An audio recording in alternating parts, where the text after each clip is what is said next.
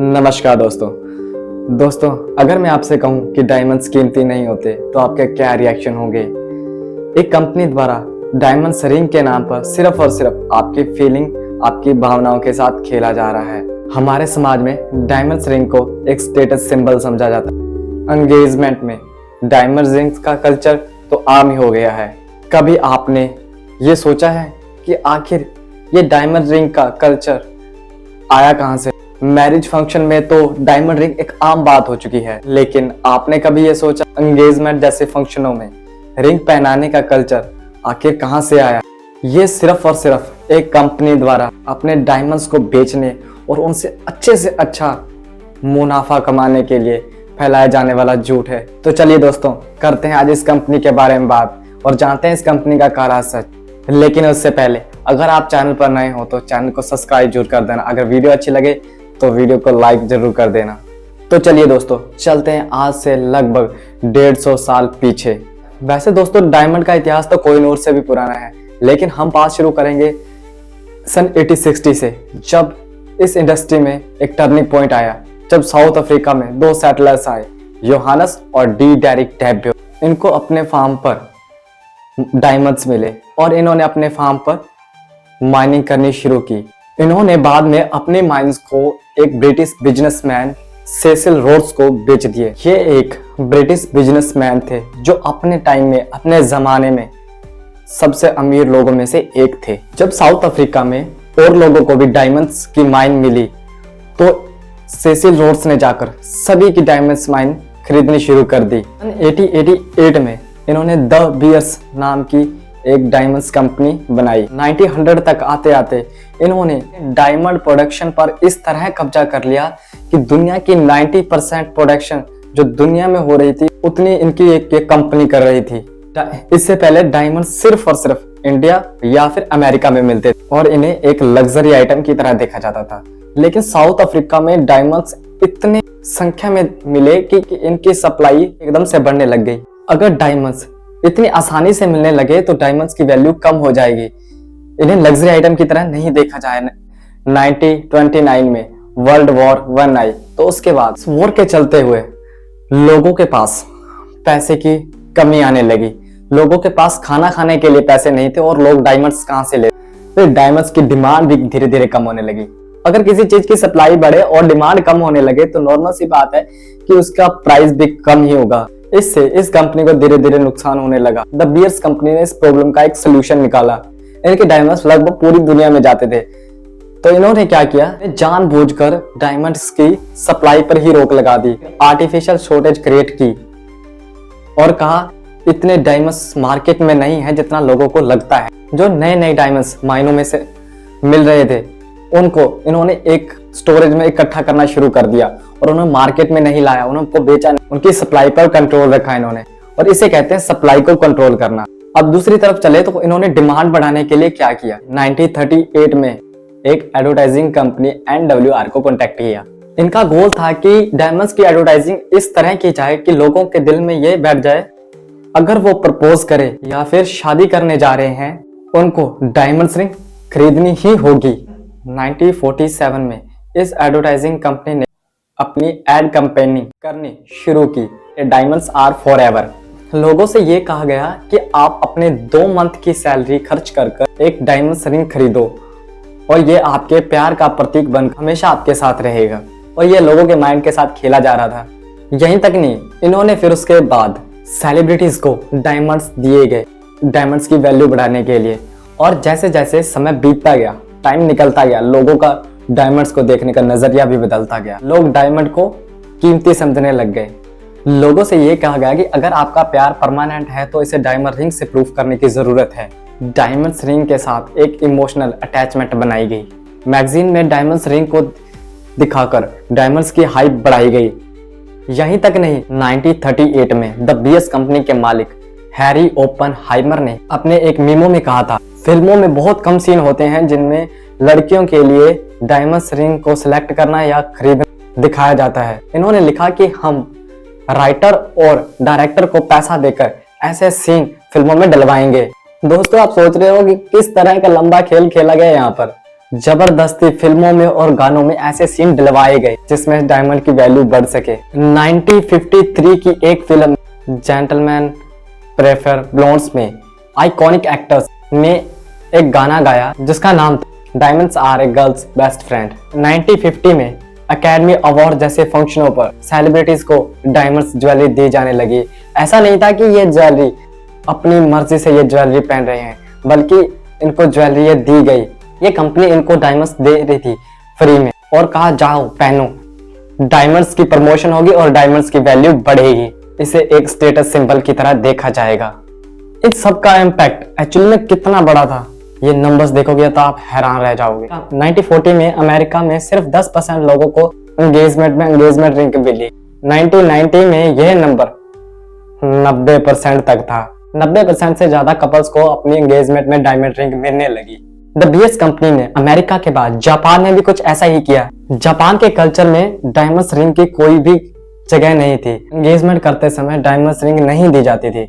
लेकिन 1960 में the Beers company ने एडवर्टाइजिंग कंपनी जे वोल्टर थॉमसन की मदद से इस तरह एडवर्टाइजिंग की, जापान में एकदम से डायमंड रिंग की हाइप बढ़ने लगी और धीरे धीरे जापान के कल्चर में डायमंड रिंग को एंगेजमेंट में पहनाया जाने लगा। इसका असर क्या हुआ कि 1966 में सिर्फ 1% महिलाओं को एंगेजमेंट में डायमंड रिंग दी जाती थी। ये नंबर भी बाद में बढ़कर 1981 तक 60% तक पहुंच गया और 1991 तक यह आंकड़ा भी 90% तक पहुंच गया। और इसके बाद जापान दुनिया का दूसरा सबसे बड़ा डायमंड्स कंज्यूमर बन गया। इसके साथ साथ द बीएस कंपनी ने सप्लाई चेन पर अपना कंट्रोल बनाए रखा। रशिया से लेकर ऑस्ट्रेलिया तक जहां भी डायमंड्स की माइन मिली, द बीएस कंपनी ने सरकार को पैसा देकर ये माइनें खरीद ली सभी, ताकि डायमंड्स की सप्लाई पर कंट्रोल बना रहे। 1946 में सोवियत यूनियन के एक जियोलास्टिक को साइबेरियन टंड्रा में एक बहुत बड़ा डायमंड्स फील्ड मिला।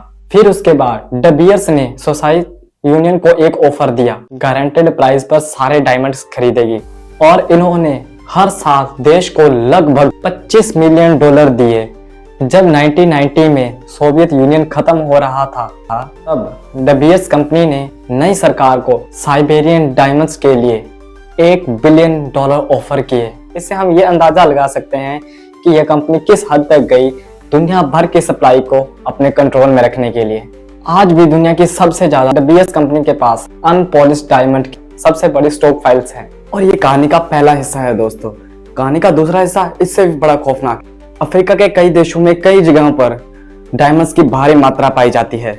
यही कारण था कि अफ्रीका में सिविल वॉर हुई और हजारों लोगों की जानों का कारण बना। सन 1960 में बेल्जियम से आजाद हुआ कोंगो देश का उदाहरण भी देख सकते हैं हम। दोस्तों, कोंगो में डायमंड्स बहुत थे। रेवल्स ग्रुप और फॉर्जन सोल्जर डायमंड की सैकड़ों माइनों पर कब्जा कर लिया। ये लोग अपनी लड़ाइयों को पैसा देने के लिए डायमंड्स को बेचने लगे और उनसे आए पैसों से हथियार खरीदने लगे। और यहाँ पर हुई मौतों की कोई भी गिनती नहीं है, लेकिन सरकार ने उन्हें भी कुछ नहीं कहा, किसी को कोई सजा नहीं मिली। एक तरफ आप अपना प्यार जताने के लिए इन डायमंड रिंग को खरीदते, आपके इन खरीदे गए डायमंड के पैसों से वहीं इन वॉर ग्रुप को फंड मिलता। अब ब्लड डायमंड्स की बात करें तो वेस्टर्न कंट्री के कई बिजनेसमैन तो सीधे सीधे डायमंड के बदले इन वॉर ग्रुप्स को हथियार बेचने लगे। 1990 में बेल्जियम के बिजनेसमैन सेर्गे मिलर ने डायमंड का राइट हासिल करने के लिए वैलेंटिन स्टार्टर्स और उनके लोगों को रोमानिया से हथियार खरीद कर दिए। इसी के बाद उनका नाम ब्लड डायमंड पड़ गया। इन देशों में बच्चों के हालात तो और भी ज्यादा खराब थे। बच्चों से फोर्स चाइल्ड लेबर करवाया जाता था, क्योंकि बच्चे इतने छोटे होते हैं, उनको गड्ढों में आसानी से उतार कर खुदाई कराई जा सकती थी। साल 2006 में रिलीज हुई ब्लड डायमंड्स मूवी ने भी इसी चीज को दर्शाया। जब इस मूवी को देखा तो लोगों में अवेयरनेस बढ़ने लगी, इन डायमंड्स के पीछे की काली सच्चाई क्या है। लोगों को पता चलने लगा कि वो जो पैसा देते थे डायमंड्स खरीदने के बदले, आखिर वो पैसा जाता कहाँ है।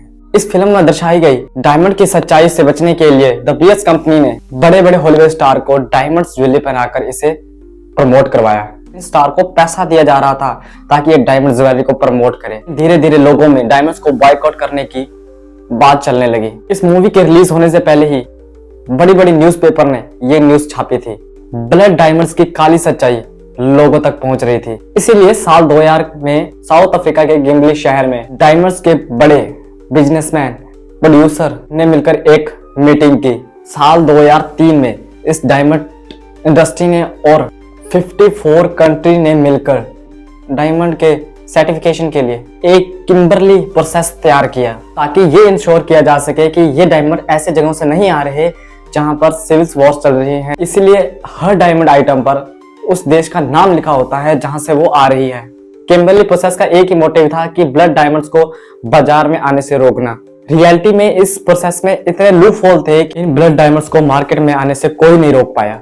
किम्बरली प्रोसेस में सिर्फ उन डायमंड्स को ब्लड डायमंड्स माना जाता था जो रेबल्स को फंड कर रहे होते हैं। अगर सरकारों की तरफ से ही कोई ह्यूमन राइट्स वायलेशंस हो रही हैं तो उन डायमंड्स पर बैन नहीं लगता। ऐसा भी अफ्रीका में बहुत ज्यादा देखने को मिल रहा था।